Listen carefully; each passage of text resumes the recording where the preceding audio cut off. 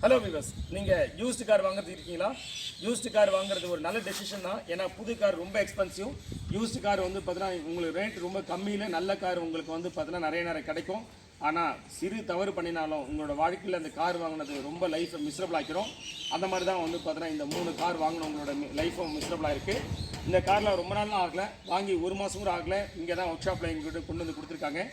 சரி, கார் வாங்கும்போது இந்த ப்ராப்ளம் உங்களுக்கு தெரியாமல் போயிடுச்சா அப்படின்னா ஆமாம், தெரியல.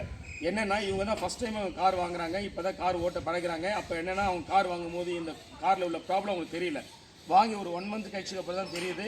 மற்றவங்களாம் 1 மந்த் ஆறு வாங்கி 1 வீக் 2 வீக்ஸ் 3 வீக்ஸ் 1 மந்த்ஸ் இந்த டைமில் தான் இவங்களுக்கு தெரிய வந்திருக்கு. அது எப்படி வந்திருக்குன்னா, வேறு சில பேர் நல்ல வண்டியை ஓட்டின பீப்புள்ஸ் இந்த காரை ஓட்ட பார்த்துருக்காங்க. ஃப்ரெண்ட் சர்க்கிளில் ஓட்டும் போது தான் சொல்லியிருக்காங்க வண்டி பிக்கப் இல்லை அப்படின்னு சொல்லியிருக்காங்க. அதுக்கப்புறம் தான் வண்டியை கொண்டு வந்து எங்கிட்ட கொடுக்குறாரு. பார்த்தா பிக்கப் இல்லாத காரணம் எல்லாமே இந்த 3 வண்டியுமே வந்து பார்த்தோன்னா ஆட்டோமேட்டிக் கியர்ஸு 3மே வந்து 3rd கியர்லேயே ஸ்டக் ஆகிருக்கு. அது செகண்டுக்கு வர மாட்டேது, ஃபஸ்ட்டுக்கு வர மாட்டேது, 4த்துக்கும் போக மாட்டேது. இந்த மாதிரி தான் என்ன ஆகும், உங்களுக்கு வண்டி பிக்கப் இருக்காது.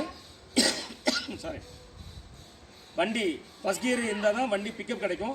வண்டி 3rd கியர் இருக்கும்போது எப்படி பிக்கப் இருக்கும்? நீங்கள் நல்ல ஆக்சிலேட்டர் மிதிக்கணும். நல்ல ஆக்சிலேட்டர் மிதிச்சா தான் வண்டி உங்களுக்கு கொஞ்சம் ஃபார்வர்ட் ஆகும். அப்போ ஆர்பிஎம் பயங்கரமாக ரைஸ் ஆகும். இந்த மாதிரி நீங்கள் வண்டி ஓட்டிகிட்டே இருந்தீங்கன்னா என்ன ஆகும், வண்டியோட கியர் பாக்ஸ் டேமேஜ் ஆகிடும் குயிக்காக. டோட்டலாகவே வந்து பார்த்தீங்கன்னா வண்டி வந்து ஸ்க்ராப்புக்கு போயிட ஆரம்பிச்சிடும்.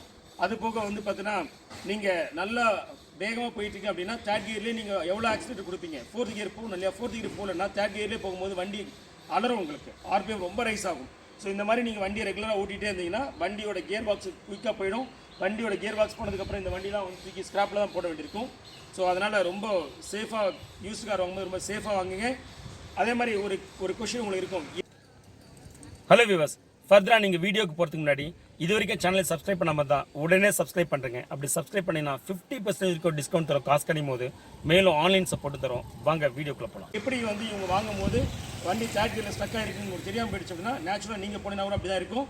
இது ஒன்லி வந்து பார்த்தீங்கன்னா அந்த ப்ரொஃபஷனல் பீப்புளுக்கு மட்டும் தான் தெரியும். வண்டி ஓட்டும் போதும் ரெண்டாவது அதில் நிறைய டூல்ஸ் நிறைய இந்த சென்ஸ் எலக்ட்ரானிக் டிவைஸ் கனெக்ட் பண்ணி அதை அனலைஸ் பண்ணும்போது தான் தெரியும் வண்டி 3rd கியரில் ஸ்டக் ஆகிருக்குன்னு.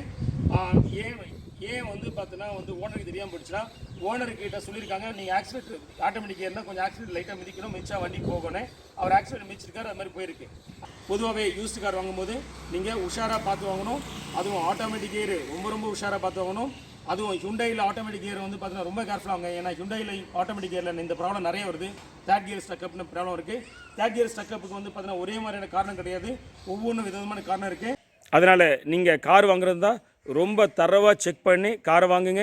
சிறு தவறு பண்ணினாலும் உங்கள் லைஃப்பில் கார் ஏண்டா வாங்கணும், கார் வாங்குகிற ஆசையே உங்களுக்கு இல்லாமல் போயிடும். ஏன்னா நீங்கள் வாங்கின ரேட்டை விட இன்னொரு மடங்கு நீங்கள் செலவு பண்ண வேண்டியிருக்கும்.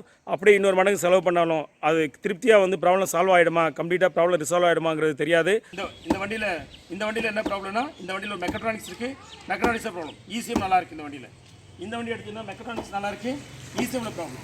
அந்த வண்டி எடுத்திங்கன்னா உங்களுக்கு கம்ப்ளீட்டாக ஒயரிங் சர்க்யூட்டே வந்து பார்த்தீங்கன்னா கம்ப்ளீட்டாக வந்து டிசாஸ்டர் ஆகிருக்கு. ஸோ அதனால தான் சொல்கிறேன், நீங்கள் செகண்ட் ஹேண்ட் கார் வாங்குறீங்க அப்படின்னா ரொம்ப உஷாராக வாங்குங்க. அதுவும் ஆட்டோமேட்டிக் கியர்னா இன்னும் உஷாராக வாங்குங்க. அகைன் ஹுண்டாய் அப்படின்னா இதில் இந்த ப்ராப்ளம் நிறைய இருக்குது, ரொம்ப கேர்ஃபுல்லாக பார்த்து வாங்க. சரிங்களா? Okay, thanks pass. We CHENNAI CAR-TECH are automotive electronic professionals expertise in testing your car with advanced and latest testing tools and fix the problems. Our specialty is servicing multiband premium cars like Mercedes-Benz, BMW, Audi, Volkswagen, Skoda etc. Want to know about our services? Call us at the number in screen, WhatsApp or email.